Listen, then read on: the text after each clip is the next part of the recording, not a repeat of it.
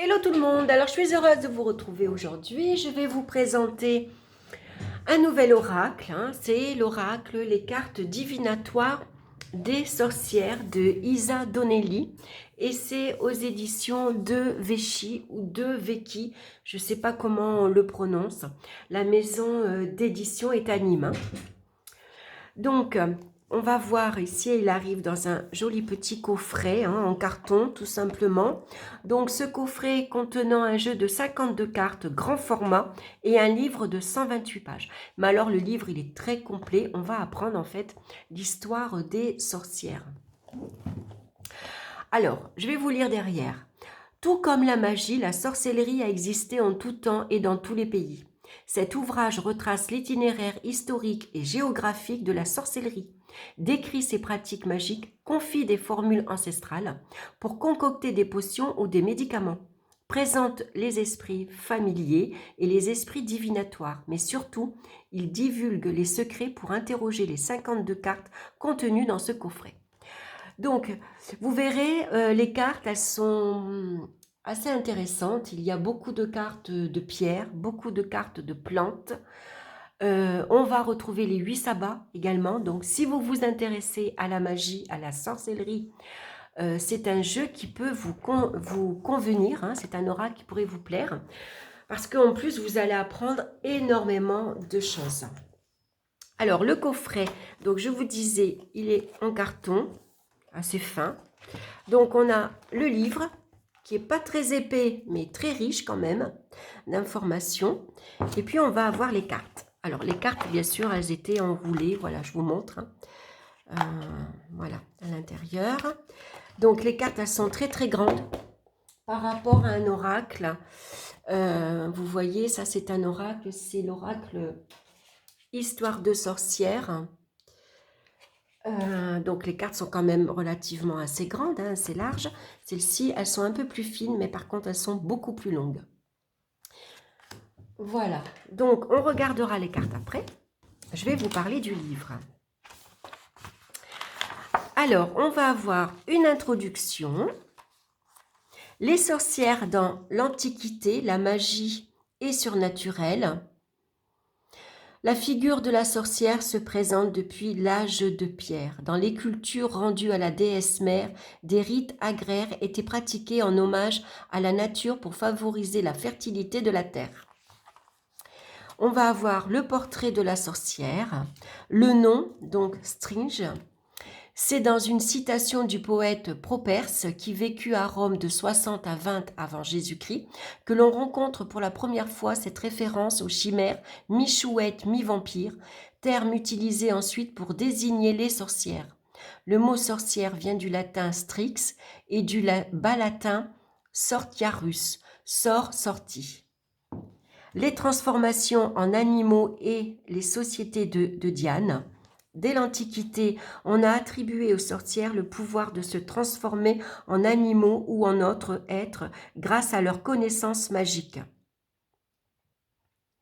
Parmi les nombreux cultes païens liés à la société de Diane, émerge celui de la nymphe Égérie, la divinité des fontaines, magicienne célèbre et prophétesse, qui se rendait à des réunions nocturnes habillée en chèvre. Le nom allemand de la sorcière est Hex, qui se reflète au grec ex, qui signifie chèvre. Donc vous voyez, on apprend quand même pas mal de choses. Le canon épiscopie et le mythe de Diane. Le culte de Diane fut le plus important et le plus fréquent des cultes païens qui existaient encore au Moyen-Âge. Diane représentait et incarnait Hécate, déesse de la magie et de la nuit, grande prêtresse en sorcellerie qui requérait le soutien des fantômes et des spectres. Invoquée par tous les mages pour des sortilèges, adorée au cours de cultes mystérieux et souvent cruels, elle apparaissait la nuit tenant en main une torche allumée et accompagnée de loups, de juments et de chiens. Les fées et les sorcières dans les pays nordiques. Ensuite, on va avoir les sorcières au Moyen-Âge et à l'époque moderne, donc la magie, la sorcellerie, le christianisme et la condamnation du paganisme, les arts de la magie bannis, le bouc émissaire, les sorcières et les hérétiques, le malus maleficarum. Alors ça veut dire le marteau des sorcières. La torture, les instruments de torture, une balance pour les sorcières, le bûcher et les autres peines, le lien entre la femme et le mâle, la possession ou hystérie, la propagande de l'exorcisme et le portrait de l'exorciste, la chasse aux sorcières, les sorcières de Salem, et ensuite on va nous parler le sabbat, donc le vol magique et les herbes hallucinogènes. Donc là on voit la mandragore, hein, on a quelques images, les guérisseuses du peuple et les onguents. Les lieux du sabbat, le banquet avec Satan, le pacte avec le diable et l'initiation, les activités magiques des sorcières, comment devient-on une sorcière?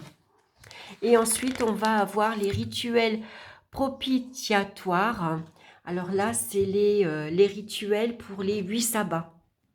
On a donc un bloc, le 2 février avec la Dame du Feu. Le 21 mars, c'est la Dame de la Vie. Le 1er mai, c'est la fête de Belthème, hein, avec la carte calende de mai. Le 24 juin, c'est la Saint-Jean. Le 1er août, c'est Luganas, je crois, l'esprit du blé. Le 23 septembre, c'est la Saint-Michel. Le 1er novembre, c'est la Toussaint, hein, qui correspond à Sahem, Halloween. Et le 22 décembre, c'est le Grand Chêne, qui correspond à Yule.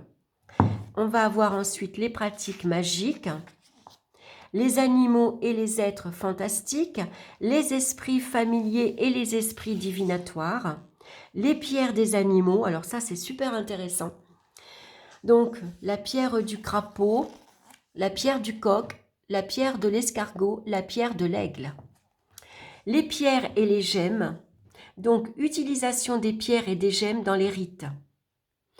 Les pierres et les gemmes étaient utilisées par les sorcières à des desseins bien précis. Donc, on va avoir beaucoup de pierres. On a l'obsidienne, on a le grenat, la turquoise, la tourmaline verte, par exemple, pour le succès, les rites de persuasion pour stimuler la croissance de la végétation. Vous voyez, on a l'améthyste pour la méditation et la croissance spirituelle, elle éloignait les envoûtements jetés par les ennemis, les sauterelles et les tempêtes. Voilà, on a énormément de pierres, hein. L'aigle marine, le cristal de roche, la cornaline, l'agate. Ensuite, on va parler des plantes, les herbes, les fleurs et les racines. Donc, utilisation des herbes, des fleurs et des racines dans les rites. Voici un petit aperçu des herbes et des racines qui étaient le plus souvent employées dans des rites de sorcellerie ainsi que dans leur fonction principale. Alors ça, c'est intéressant. Là aussi, hein, on va retrouver presque 2 pages avec des plantes. La stramoine, je ne la connais pas, la mandragore, la belladone, la morelle. Donc ensuite, on va par exemple prendre une plante, le millepertuis, appelé aussi herbe de Saint-Jean, contre les diables, les esprits, le mauvais œil, la mélancolie et les obsessions. La sauge, pour la solidarité, l'amitié, la fraternité et l'harmonie, pour les réconciliations et pour faciliter l'accouchement. La menthe, herbe consacrée au dieu de la médecine, pour renouveler les équilibres psychiques, physiques, moraux et pour rester en bonne santé. Vous voyez, donc, c'est un jeu où on va apprendre beaucoup de choses. On va apprendre les pierres, on va apprendre les plantes, on va découvrir les 8 sabbats. Ensuite, on va nous parler des amulettes et des talismans. Les sachets talismans consacrés. Voilà, ça c'est pas mal, hein. Les plantes, les animaux, les pierres, certaines substances, les paroles et les formules puissantes furent les instruments avec lesquels les sorcières en contact avec les forces naturelles ou surnaturelles et surnaturelles entraient en relation et agissaient en interaction avec les forces de la nature. La divination, donc on va ensuite parler des cartes, les qualités requises pour la divination, le devin, le consultant, la consultation, donc ça c'est intéressant aussi à savoir, hein, qu'est-ce qu'on doit faire pendant une consultation. La divination pour soi et en certaines occasions particulières, Et puis, on va nous parler donc des cartes. Alors, on a les significations des cartes à l'endroit et à l'envers. Donc, voilà comment ça se présente. On a une représentation en noir et blanc de la carte. Le numéro de la carte, ici donc c'est la morelle. Donc la croyance populaire estime que la morelle ou herbe d'amour fait partie des plantes qu'il faut cueillir la nuit de la Saint-Jean. Donc la description, dans une ambiance imprégnée de la fumée de l'encens purificateur, la sorcière parée de blanc, une ceinture rouge nouée autour de la taille et les cheveux dénoués, tient en main une branche de fleurs de morelle. Elle a sous le bras gauche un petit coussin rouge en forme de cœur sur lequel elle a écrit le nom de la personne concernée. Une fois piqué d'aiguille, ce coussin sera prêt à toucher et à faire palpiter le cœur de l'aimé. La sorcière a un ruban rouge qui sert à lier ensemble deux objets, témoins appartenant aux deux personnes impliquées dans le sortilège. Donc la signification à l'endroit: amour, bonheur, toutes les actions du moment sont soutenues par la chance, concrétisation de contrats et d'accords, mariage, nouvelle société, harmonie en famille, entre amis et entre collègues. Des relations amoureuses et une rencontre avec l'âme sœur pourraient naître de nouvelles connaissances. Donc, si on prend la carte à l'envers, l'obstacle, l'insatisfaction, il faut envisager des sacrifices et des attentes avant de pouvoir satisfaire certaines aspirations et ambitions. Le fruit de la constante et de l'engagement en amour, en amitié et dans le domaine professionnel est économique. Des histoires d'amour fugaces et illusoires. Donc on va avoir ça, vous voyez, pour toutes les cartes, les 52 cartes. Ensuite, ce qui est pas mal aussi, très intéressant à la fin, c'est qu'on va avoir beaucoup d'exemples de tirages. Les jeux de divination. Donc, on va commencer par le jeu des saisons. Donc, c'est 4 rangées de 4 cartes. L'hiver, le printemps, l'été, l'automne. Ensuite, on a le jeu du voyage pendant la nouvelle lune. Un tirage en 7 cartes pour 7 jours. Le jeu des 7 cartes du passé, du présent et du futur. Le jeu du oui et du non. Le jeu de l'amour. Le jeu des 3 cartes. Situation actuelle, événement, conseil. Où vous pouvez faire passé, présent, futur. Le jeu pour le mois. Donc la première semaine, deuxième semaine, troisième semaine, quatrième semaine. Le jeu du cercle pour la nouvelle année. En cette carte, le jeu des 12 maisons du ciel qui correspond donc comment dire, à la roue astrologique avec les 12 maisons. Et en plus, on a la description de la maison 1, la maison 2, la signification de la maison 3, la signification de la maison 4. Donc là, on a un exemple de tirage, puisque ici, on a l'interprétation en fonction de la carte qui tombe dans telle maison. Donc ça, c'est super intéressant. Donc moi, je vous le conseille de le refaire. Voilà, vous prenez les cartes, vous les mettez comme... Alors moi, je ne les mets pas comme ceci, je les présente en roue. Je fais carrément une roue, c'est plus facile pour moi, puisque la maison 1 va correspondre à la maison 7, la maison 2 va correspondre à la maison 8, la maison 3 va correspondre à la maison 9, vous voyez, ainsi de suite. Donc c'est plus facile à interpréter, enfin pour moi en tout cas, quand elle est en roue. Donc là, elle tire sans doute une 13e carte qui va correspondre au potentiel du consultant. Voilà. Et ensuite, on va avoir le jeu pour la santé. Alors, par exemple, la carte 1, la morelle, à l'endroit, ça correspond aux palpitations et agitations. La carte à l'envers correspond à la fatigue rapide. Donc, à utiliser succinctement quand même.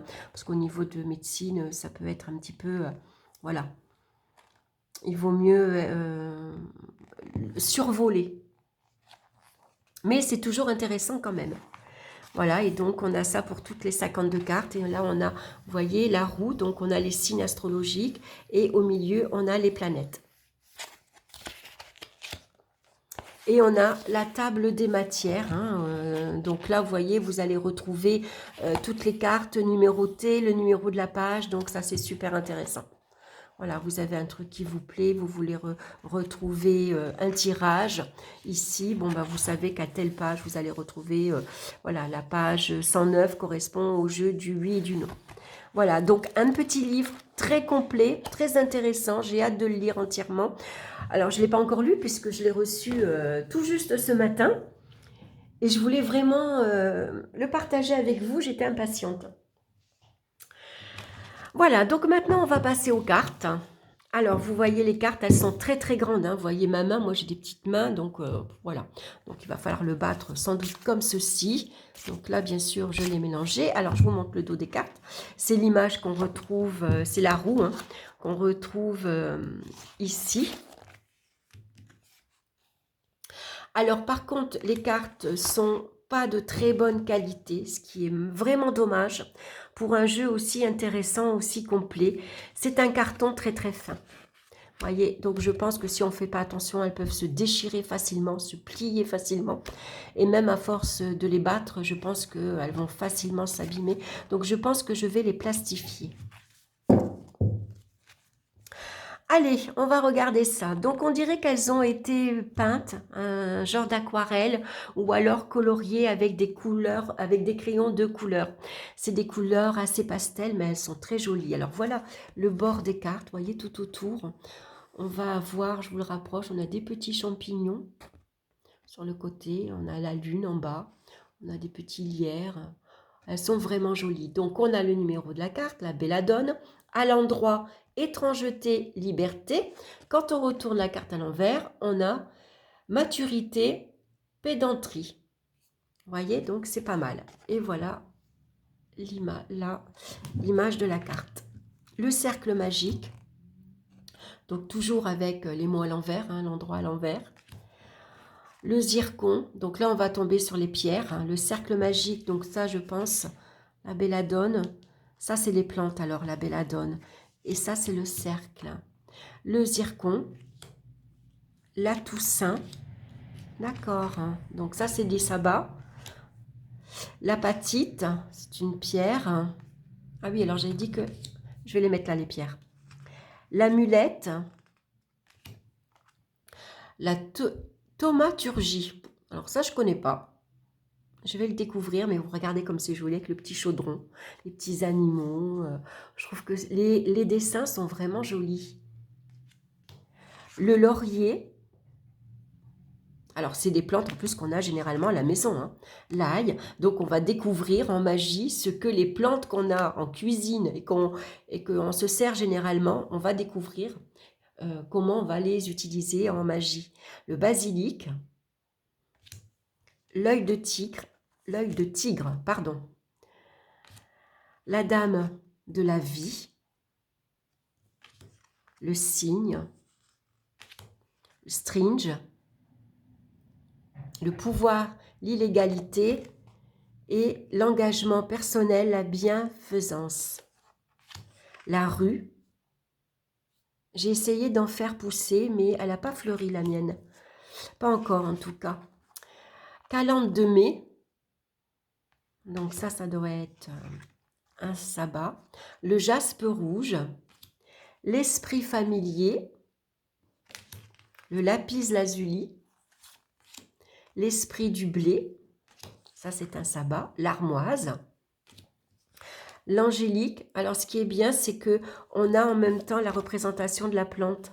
Donc on peut avoir une petite idée de comment la plante, à quoi elle ressemble, quoi. La malachite, c'est la pierre. Hein. Ah oui, alors ça c'était, voilà. Voilà, je voulais mettre les plantes là, les pierres ici. L'émeraude, la Saint-Jean, donc ça c'est un sabbat, le corail, les nœuds, la topaze, la tourmaline verte, la dame du jeu, la turquoise, la Saint-Michel, le rubis étoilé, l'aubépine, la pervenche, la dame du feu, du jeu, du feu. Attirance, association, non, ça doit être la dame du feu. Le grenat, l'obsidienne, la mandragore, la morelle, donc, hein, Première carte, l'amour, le bonheur. À l'envers, les obstacles, l'insatisfaction. L'agate, l'anis étoilé, la cornaline. J'aime bien cette pierre. Quand je me sens fatiguée, c'est une pierre que je porte facilement sur moi parce que c'est une pierre qui va vous donner de l'énergie sans pour autant être excitée. Voilà, sans pour autant être agité, énervé. Vous voyez, ça vous donne suffisamment d'énergie, mais sans l'excitation.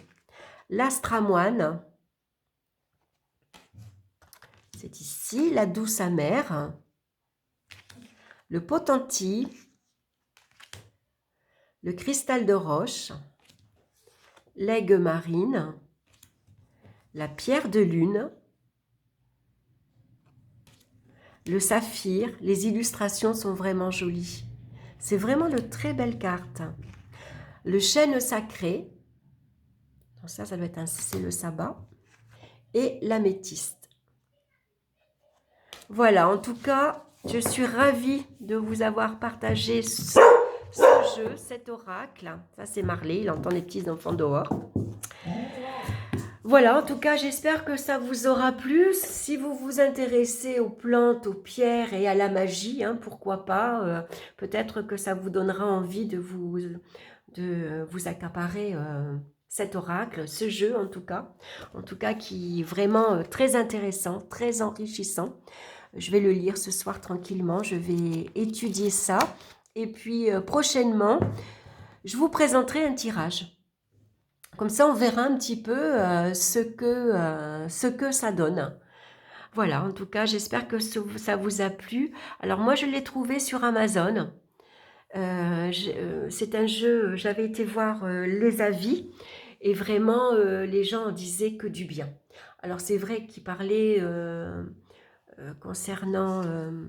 voilà, c'est un peu dommage, hein, voilà, les cartes sont pas très épaisses, elles vont s'abîmer, mais par contre, au niveau du livre, les gens en disent beaucoup de bien.